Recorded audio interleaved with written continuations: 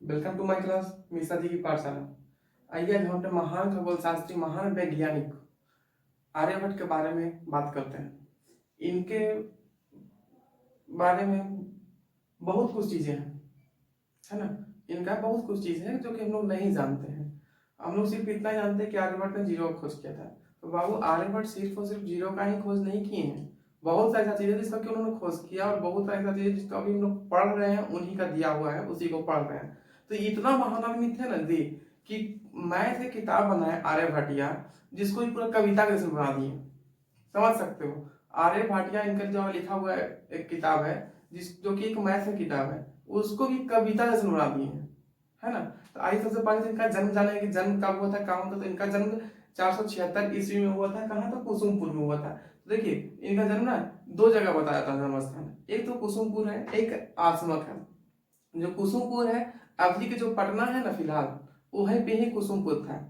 और जो आसमक है वो महाराष्ट्र में पड़ता है।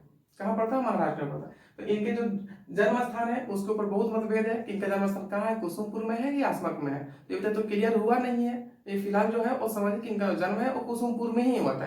एक्चुअली बात ऐसा था कि ये आसमक में हायर स्टडी के लिए यानी कि उच्च पढ़ाई करने के लिए आसमक में गया था, जो कि आसमक कहाँ है? वो महाराष्ट्र में है। और इनका जो मृत्यु था वो 550 ईस्वी में हुआ था। कब हुआ था? 550 ईस्वी में। इनका जो जीवन काल था वो लगभग 74 वर्ष का था। कितना था इनका जीवन काल? लगभग 74 ईयर्स का इनका जीवन काल था। तो आगे रहते क्या कहते थे, तो आपको पता होना चाहिए कि आज के जो पंडित जी लोग जो ज्योतिष शास्त्र लोग करते हैं ना, एस्ट्रोलॉजी, है ना, तो ये लगभग आज के 1500 साल पहले ही बता चुके थे सारी चीजों को। समझ लीजिए 1500 साल पहले, यानी कि 1500 साल पहले बोले तो 1500 साल पहले ही बता दी थी सारी चीजों को। देखिए इसके साथ साथ अभी आप लोग जो बीज गणित पढ़ते हैं, त्रिकोणमिति पढ़ते हैं, वो इन्हीं के द्वारा दिया गया। उन बीज गणित और त्रिकोणमिति में इनका टोटल 33 गो नियम है जो कि बताया गया है।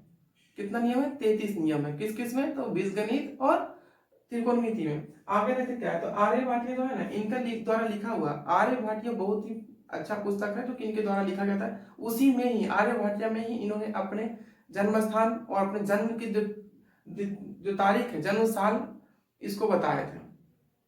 ठीक है, तो ये खुद लिखते हैं कि हमारा जन्म स्थान जो है कुसुमपुर में है। लेकिन जो एक महान 7वीं शताब्दी में एक और गणितज्ञ हुए थे भास्कर, तो उन्होंने बताया कि नहीं नहीं, इनका जो जन्म स्थान है वो आसमक में है। ठीक है, तो आगे देखते क्या है। तो 7वीं शताब्दी में जो गणितज्ञ थे वो बताते थे कि इनका जन्म कहाँ है, तो आसमक में हुआ है। गुप्त साम्राज्य को आर्यभट्ट को बहुत ज्यादा मान्यता मिल रहा था। साथ साथ देखिए ये क्या थे ना कि जीरो का खोज किए हैं, पाई का वैल्यू बताएं। पाई की जो होता है ना, पाई का वैल्यू 22/7 होता है, तो पता है सबको। लेकिन उसका एक वैल्यू और होता है 3.144, इस तरह से करके जो होता है उसमें 4 अंक तक, पॉइंट के 4 अंक बाद तक एकदम एक्यूरेट था इनका। और उस टाइम जब ये थे तो किसी भी तरह का कोई इक्विपमेंट नहीं था, किसी तरह का कोई मशीन नहीं था, फिर भी बहुत बड़ा खगोल शास्त्री थे। खगोल शास्त्री जानते हैं किसको कहते हैं? जो खगोल, खगोल क्या होता है? आसमान सौर मंडल पे जो रिसर्च करते हैं ना, उनको बोलते हैं खगोल शास्त्री। सौर मंडल को ही खगोल शास्त्र बोला जाता है। तो उसमें ने पृथ्वी की परिधि वगैरह सारा कुछ बता दी थे। तो जो इनके द्वारा पृथ्वी की परिधि बताया गया था वो था 39,968.0582 किलोमीटर। कितना था? जो आर्यभट्ट के द्वारा बताया गया पृथ्वी का परिधि यानी कि डायमीटर, वो था 39,968.0582 किलोमीटर। लेकिन जो अब के जो साइंटिस्ट लोग बताए हैं पृथ्वी का डायमीटर यानी कि ये जो परिधि होता है, ये मशीन वगैरह से उसको नाप करके बताए हैं, वो है जो 40,075.0167 किलोमीटर, जो कि उन आर्यभट्ट के द्वारा बताया गया से मात्र 0.2% ही ज्यादा है। कितना? 0.2% ही ज्यादा है। सोच सकते हैं कितना महान खगोल शास्त्री थे, कितना ज्यादा इनको में पोटेंशियल था, कितना ज्यादा इनके पास ब्रेन था, कितना ज्यादा ही विद्यमान व्यक्ति थे कि बिना किसी मशीन के, बिना किसी इक्विपमेंट के ये पृथ्वी के पूरी पृथ्वी को नाप दिए थे। बिना नापे तो परिधि किसी चीज का परिधि बिना नापे नहीं ना पता चल सकता है। तो बिना किसी मशीन का ही परिधि, ये पृथ्वी का पूरा परिधि नाप दीजिए कितना है। और जब मशीन से नापा गया तो कितना का डिफरेंस दिया? तो मात्र 0.2% का।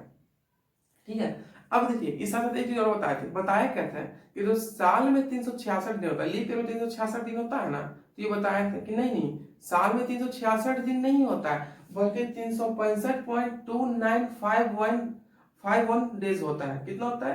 तो इनका द्वारा कहा गया कि जो साल में 366 दिन होता है लीप ईयर में, वो एक्चुअली 366 नहीं होता है, वो जो होता है 365.2951 दिन होता है। ठीक है, इसके साथ साथ और भी इनका बहुत महान खोज था। इनका जो कुछ कुछ मुख्य किताबें थी, वो कौन कौन सी किताब है उसके बारे में थोड़ा चर्चा कर लेते हैं। तो इनका देखिए, इनके द्वारा लिखा गया सबसे महान किताब जो है वो है आर्यभाटिया। कौन सा है? आर्यभाटिया, जिसमें टोटल 108 छंद है। कितना छंद है? 108 छंद है आर्यभाटिया में। उसके बाद फिर 10 गीतिका तंत्र लिखे हैं, फिर जो लिखे हैं आर्यभट्ट सिद्धांत इन्हीं के द्वारा लिखा गया है। तो देखिए ये सबको ना 7वां शताब्दी में तक बहुत उपयोग होता था। इनके जो तीनों किताब लिखा गया है ना, आर्यभाटिया, 10 गीतिका तंत्र और फिर आर्यभट्ट सिद्धांत, इसको 7वां शताब्दी में खूब उपयोग में लाया जाता है। लेकिन अब ये सब कुछ गुम हो गया है, यानी कि भुला गया। अब ये सब चीज नहीं है भी तो देखिए बहुत नालंदा ओपन यूनिवर्सिटी को, ये सॉरी जो नालंदा यूनिवर्सिटी है विश्वविद्यालय है, उसको देखिए नालंदा ओपन यूनिवर्सिटी द्वारा बनाया गया है उसको। वो यूनिवर्सिटी अलग है, नालंदा ओपन यूनिवर्सिटी अलग है और नालंदा विश्वविद्यालय अलग है। तो नालंदा विश्वविद्यालय में इनके बहुत सी किताबें थे जो कि जला दिया गया। और कौन जलाया, क्यों जलाया, तो आप लोगों को पता ही है। नहीं भी पता है तो इसके बारे में अगले वीडियो में हम अच्छे से बता देंगे। और देखते हैं क्या था, तो इनका क्या था ना कि देखिए ये बताएं क्या कि जो कौन कौन सा किताब था, उसके साथ किताब में क्या क्या चीज दी है। तो बहुत बड़ा गणितज्ञ भी थे। गणितज्ञ किसको बोलते हैं? जो मैथ वगैरह लिखते हैं ना उनको गणितज्ञ बोलते हैं। तो ये बहुत सारा मैथ दिए। कौन कौन दिए जिसको आप पढ़ते भी हो? वर्गमूल पढ़ते हैं ना आप लोग, इन्हीं के द्वारा दिया गया है। घनमूल पढ़ते हैं ना, इन्हीं के द्वारा दिया गया है। अर्थमेटिक प्रोग्रेशन यानी कि समांतर श्रेणी आप लोग पढ़ते हैं ना, इन्हीं के द्वारा दिया गया है। साथ साथ विभिन्न प्रकार के समीकरण, समीकरण क्या होता है? इक्वेशन, इन्हीं के द्वारा बताया गया। द्विघात समीकरण, अंक गणित, बीज गणित, ट्रिगोनोमेट्री, गोलीय त्रिकोणमिति, द्विघात समीकरण, घात श्रृंखला का योग, साइन का पूरा टेबल, साइन थीटा कॉस होता है ना, साइन का कॉस, साइन का जो पूरा टेबल है इन्हीं के द्वारा ही दिया गया है। अब ये तो पता चल गया क्या क्या ये दिए थे। साथ साथ पाई का वैल्यू भी यही दिए थे। पाई का वैल्यू जो होता था 3.14 डॉट डॉट, तो इसको ना पॉइंट के 4 अंक के बाद तक एकदम एक्यूरेट दिया गया है इनके द्वारा। इसके साथ साथ और भी जानते हैं। तो ये ना खगोल शास्त्र में किए क्या, ये तो इनका मैथ का जो गणित का उपाधि था वो बता दिए।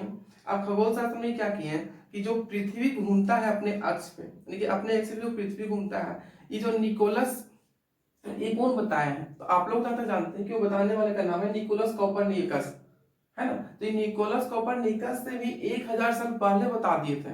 क्या समझे? निकोलस कोपरनिकस से भी 1000 साल पहले बता दिए थे जो पृथ्वी है अपने ही एक्सिस पे गोले गोले गोले गोले घूम रहा है। जे चलते कुछ हो रहा है, दिन और रात हो रहा है। समझ रहे हो? पूरे ग्रहों के बारे में पहले ही बता देते हैं निकोलस कोपरनिकस से भी 1000 साल पहले कि टोटल कितना ग्रह है। और साथ साथ ये भी बताया था कि जो सूरज है ना, सूरज नहीं घूम रहा है, सूरज एक ही जगह पे है। अभी हम लोग पढ़ते हैं सूरज एक जगह पे, उसकी परिक्रमा हम लोग कर रहे हैं। तो ये साइंटिस्ट जो अब के साइंटिस्ट होता है, इन लोगों से 1000 साल पहले ही बता चुके थे ये सब चीजों को। क्या समझे?